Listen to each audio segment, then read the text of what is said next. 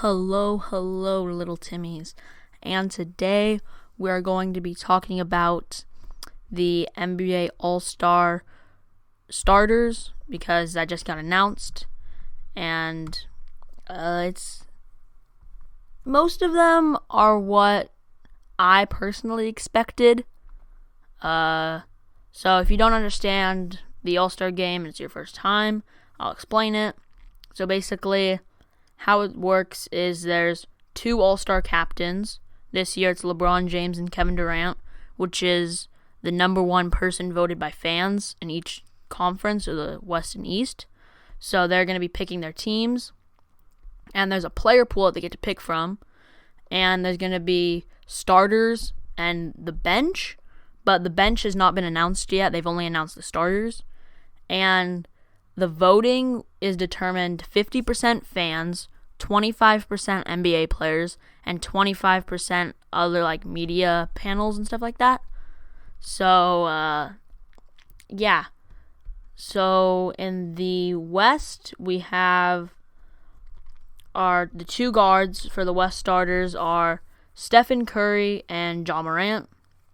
And I think with that one, it was pretty straightforward. Players ranked Curry first, fans ranked him first, media ranked him first, and Ja was voted second throughout everything. So first and second, everyone had basically agreed on that. So they were basically guaranteed.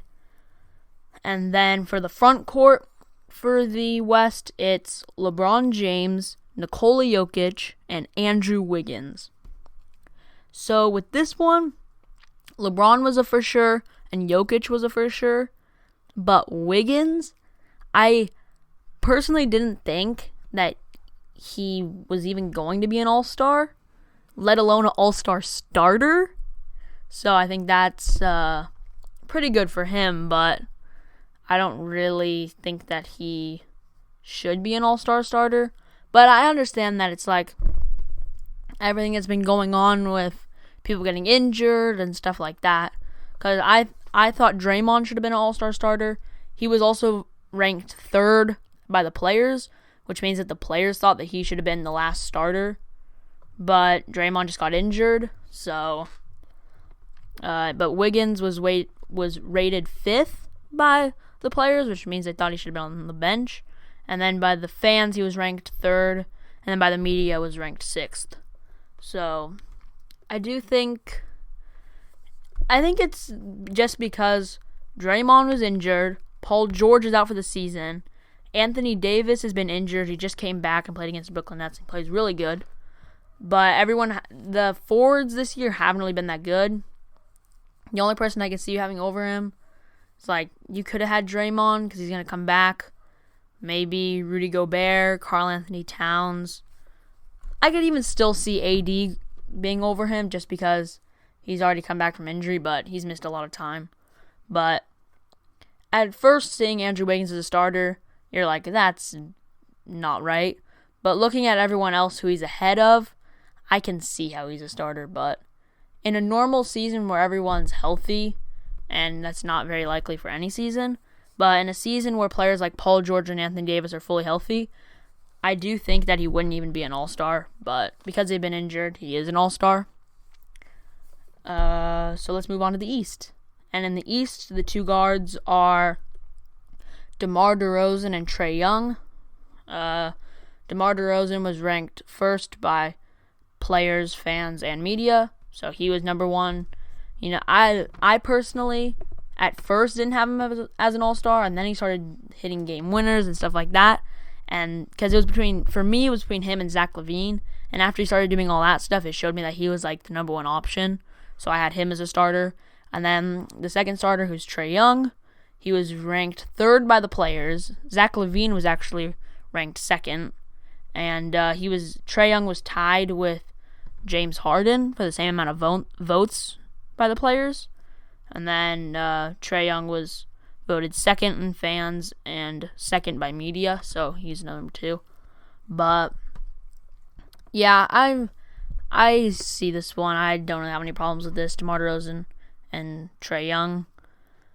I guess I could see Zach LaVine or James Harden over Trae Young, but I'm fine with that. And then for the front court, there's Kevin Durant, Giannis Antetokounmpo, and Joel Embiid, which in my video about my All-Star predictions, I said all of them. I think it was pretty straightforward. The forwards for the East weren't that good this year.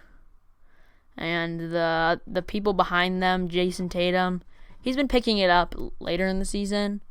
Jimmy Butler's been out with injury. Bam.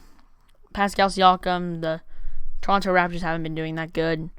Jared Allen. They're all just like decent. But yeah, the first three were pretty much guaranteed. So yeah, those were the All-Star starters. Ja Morant and Andrew Wiggins are first-time All-Stars, and they're both starters. So I'm looking forward to seeing the new All-Stars people who are the first time making the All-Star game off the bench.